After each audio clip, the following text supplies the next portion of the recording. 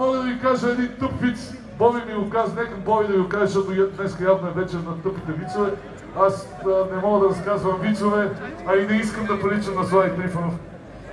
Но ще го кажа, някакъв отива на доктор и какво беше, Боби? И доктора му вика, и доктора след прегледа вика, пиете ли? И той човека, не. Пушите ли? Не. Чукате ли много? Не. А варени картофи обичате ли? Той каза, да, никакви варени картофи. Но това.